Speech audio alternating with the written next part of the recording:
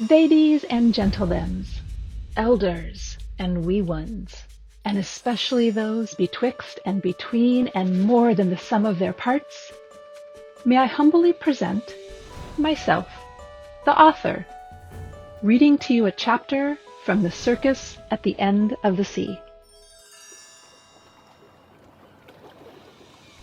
Just past the end of the pier, a fog bank was drifting in, strange and white like the fog that had enveloped the bus driver. Tug, went Maddie's heart. The fog crept closer, playing tricks with the sunlight. It made the end of the pier look as though it were bathed in a soft magenta light. A shirtless lifeguard in red shorts and a whistle around his neck came down from his tower and explained to a family with a gaggle of small children that, yes, there was a fog bank coming in, but no, they didn't have to worry as there were never summer storms in Venice Beach. The lifeguard was wrong. Maddie could sense the storm coming in the way the rhythm of the air changed. A wisp of fog swirled by her like drifting smoke. At the end of the pier, the odd magenta glow shifted to indigo. A thrill of anticipation raced up Maddie's spine. She loved storms. Hugging her skateboard, she stepped through the iron gates onto the pier. "Ladies and gentlethems," whispered a voice. Maddie froze. A cool breeze lifted her hair from her shoulders and picked up bits of fishing wire and plastic and tinfoil from the ground, spinning them into miniature tornadoes. She took another step.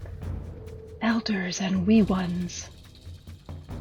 Maddie could hardly breathe now, and her heart pounded against her ribs. She took another step. And especially those between and betwixt and more than the sum of their parts. Without really knowing why, Maddie broke into a run toward the end of the pier. At the same time, the storm hit, the summer storm that Venice Beach never had. Waves that had been light and playful were suddenly at full roar, crashing into the pier, sending spray onto Maddie's skin like a damp kiss. Wind buffeted her, and her feet slapped out a rhythm on the concrete. People around her jumped out of her way, shouting, "Slow down!" and "Look out!" The lifeguard had grabbed a red buoy from the side of the tower and was rushing people back to their cars, alternating between blowing his whistle and shouting directions. Maddie ran faster, shivers running across her whole body as she pushed against the people streaming the other way. Her feet played a backbeat against the concrete, a drumbeat of expectation. Below her, in the now choppy sea, surfers climbed out of the water, their wetsuits shining like sealskin. She ducked around a balding man as the wind lifted his baseball cap from his head. For a moment, Maddie could swear it became a top hat. The wind and fog engulfed her, and she leaned into the feel of the storm on her skin.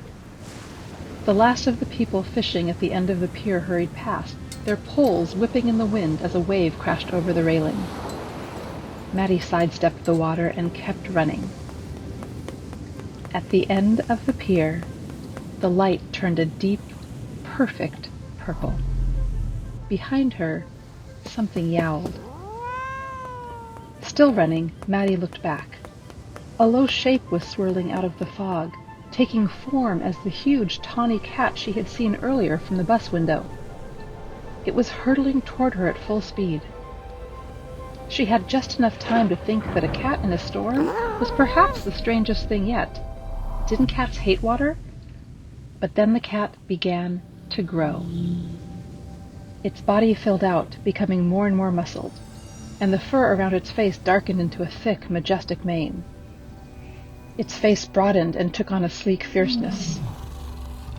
The two ridges of fur along its back stretched and feathered, forming copper-colored wings that beat against the wind, once, twice, 3 times, easily lifting what was now a winged lion into the air. Maddie gasped as it overtook her, flying so close that she could see the water droplets beating like miniature worlds on its fur. Its paws were the size of tires, its tail a tufted whip.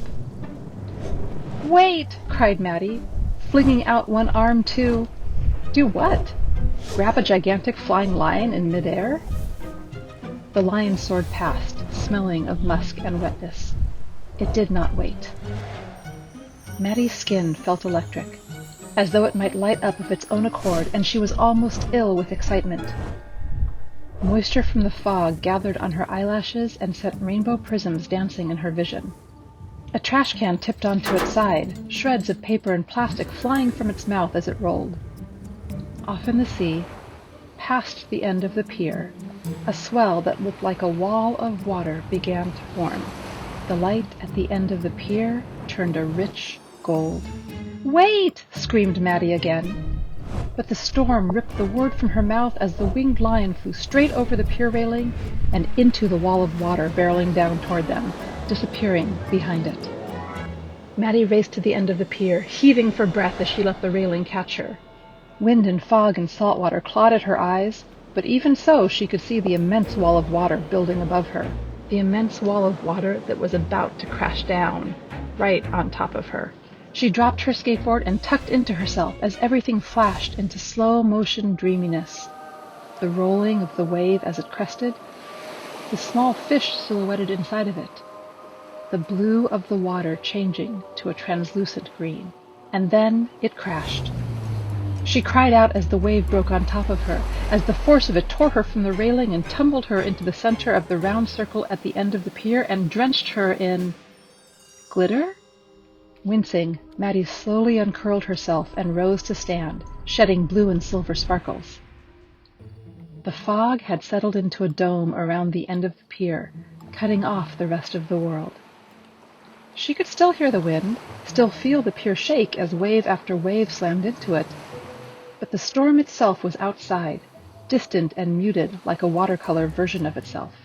For a moment, nothing stirred. And then a pop like a muffled firecracker sounded, and another. White lights blazed to life around the pier railing until the entire circular end of the pier was ringed in lights. It looked like nothing so much as the round stage of a big top. "Welcome!" The whisper floating on the fog was marred with static. "To a world beyond your wildest dreams, to spellbinding feats and astonishing deeds, to wonders of land and wonders of sea, all offered for your amusement and edification." Maddie pushed her hair, wet with fog and salt water, out of her eyes, and her hand came back coated in glitter the color of the sea. More glitter eddied in circles at her feet. "What is this?" she asked quietly. The wind died as fast as it had come, sending shredded trash raining down like confetti. In the sudden quiet, an arc of white lights flashed to life in the sky above her. "Il Cerco delle Strade, Ringmaster, the eminent Signor Zavala."